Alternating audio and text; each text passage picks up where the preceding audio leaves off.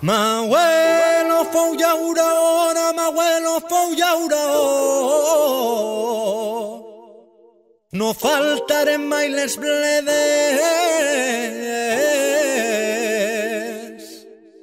I ara que ja soc padrí, que vull ser llauraó.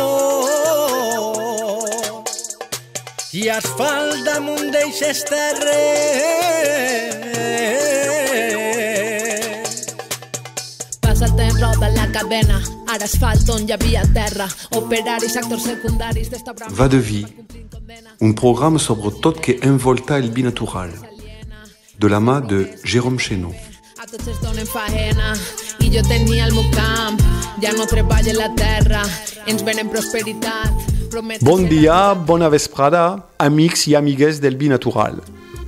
La setmana passada vaig anar a un supermercat de Pego per a mirar els preus del vi. No havia ni una botella superior a 10 euros i la més barata costava 1,19 euros. 1,19 €. Avui ens centrarem en el preu d'una ampolla de vi. En les nostres societats, els preus són lliures. És a dir, cadascú és lliure de ficar un preu per al que produeix o ven, ja siga el preu mínim com màxim.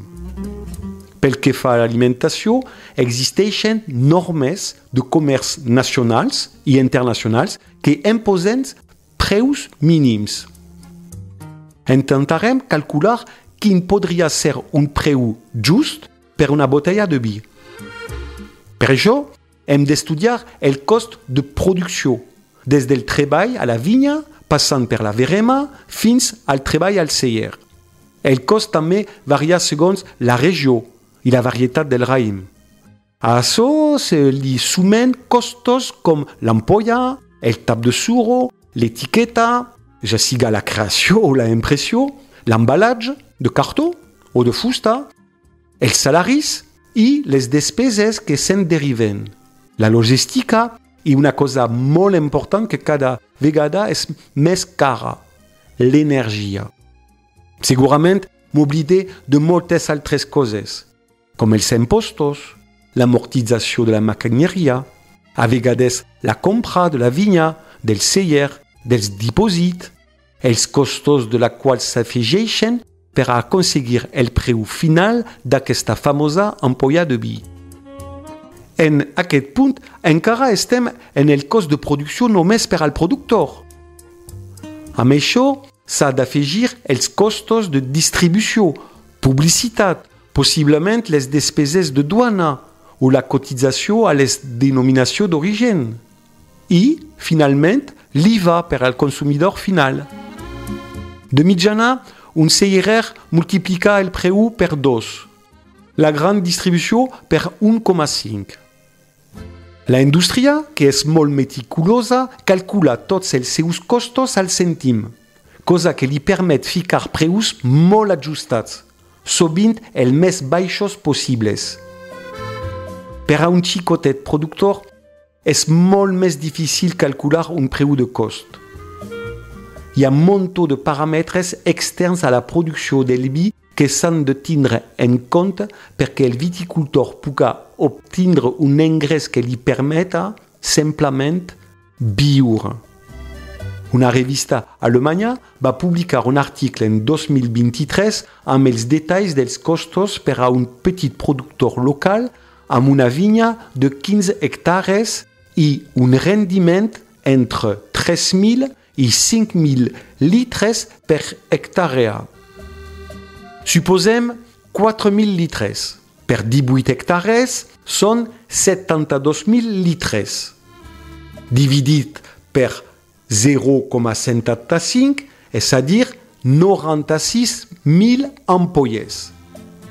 En total, l'autor Matthias Stelzig arriba al preu de 5,20 € per botella, sense la distribució.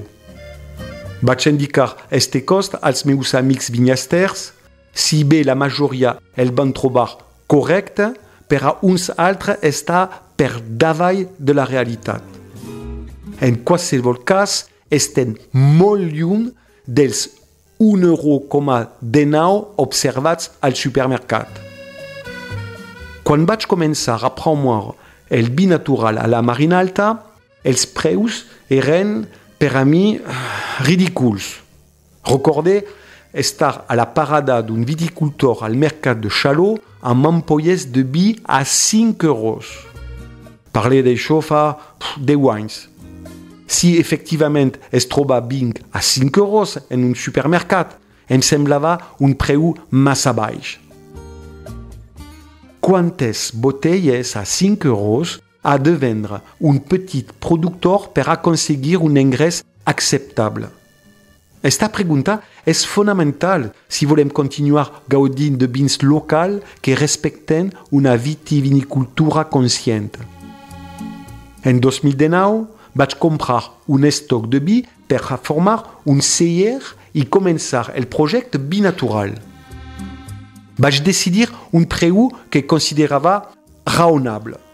8 euros per una botella de vi blanc i 10 euros per una de vi negre. Això va fer-me riure molt més d'un.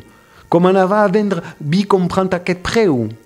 Donc sí, era un desafiament una mica boix, però que valia la pena. Els viticultors que estaven en procés de legalització van acceptar la meva proposta amb alegria. Uns altres, que practicaven preus a vegades inferiors, ho van rebutjar. Pot ser per honestedat. En qualsevol cas, era imprescindible aplicar preus de compra i venda que estigueren d'acord amb la filosofia del vi natural. Sinó, haguera sigut una hipocresia incommensurable. 5 anys després, encara no hi ha rendibilitat en aquest projecte, però és autosuficient, existeix, millor encara, perdura. Els preus estan aproximadament un 20 a 25% per davall del mercat, és a dir, entre 10 i 20 euros. Massa car per alguns, correcte per als nostres habituats, ridícul per a uns altres. I tu, quan estàs disposat a pagar per una ampolla de vi a compartir amb ta parella o els teus amics? Salut i vi!